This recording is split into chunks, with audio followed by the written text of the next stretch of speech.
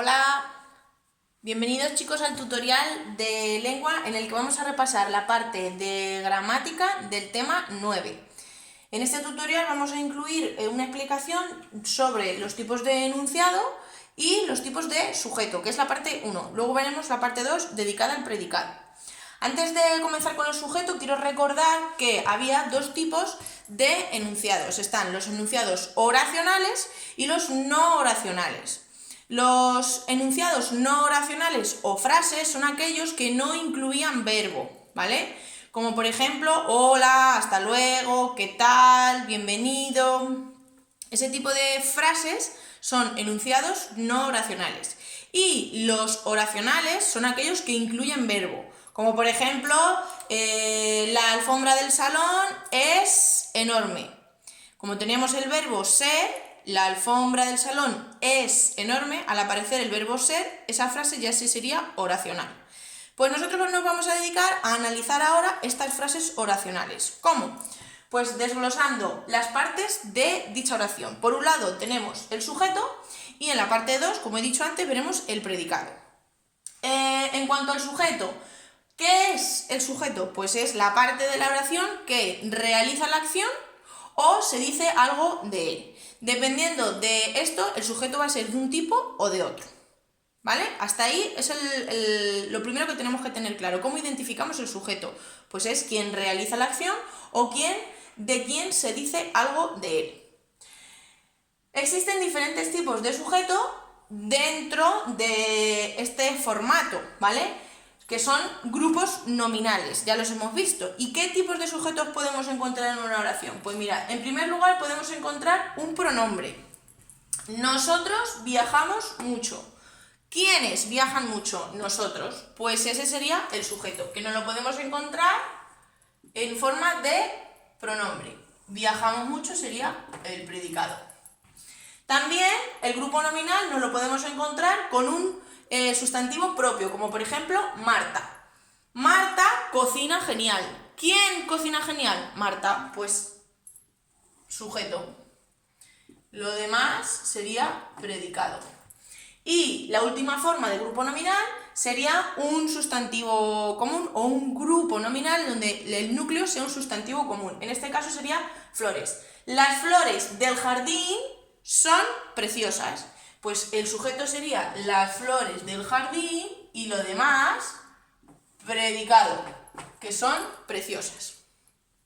Ahora mismo en este formato, en las tres oraciones que yo he hecho, el sujeto está en la parte delantera y luego el resto es el predicado. No tiene siempre por qué ser así, ¿vale?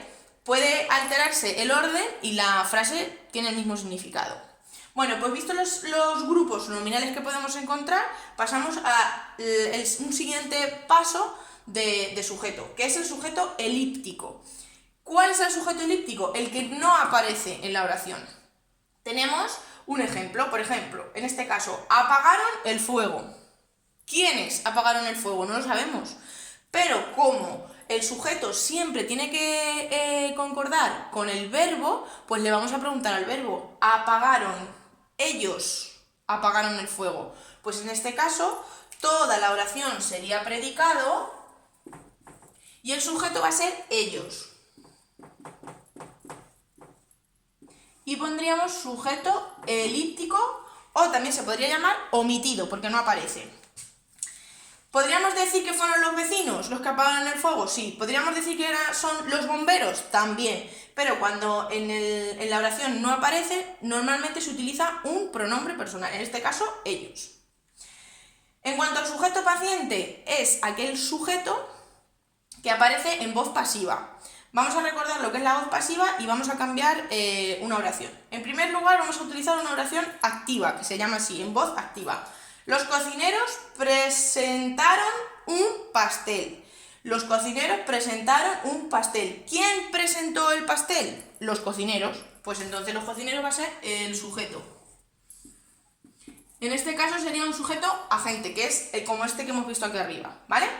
Si nosotros cambiamos esta oración y la convertimos en una oración en voz pasiva, tenemos que utilizar el verbo ser más el participio del verbo. Como en este caso el verbo es presentaron, pues el participio va a ser presentado.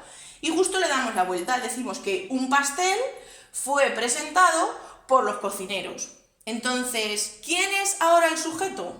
Un pastel, pero este sujeto no es un sujeto agente, sino que es paciente. Por eso, sujeto paciente. Por eso decimos que el sujeto paciente siempre va a aparecer en la voz pasiva. ¿Vale? Vamos a hacer otro ejemplo. Los bomberos rescataron al gato. Pues los bomberos sería un sujeto agente, ¿vale? Y lo demás sería predicado. ¿Y si nosotros convertimos esa oración en voz pasiva? Pues sería: el gato fue rescatado por los bomberos. En este caso, el gato sería el sujeto paciente en la oración en voz pasiva. Espero que os haya quedado un poquito más claro y si no, pues podéis escribirme al correo para resolver dudas o aprovechar las videollamadas para preguntarme. Os mando un saludo, chicos, y hasta luego.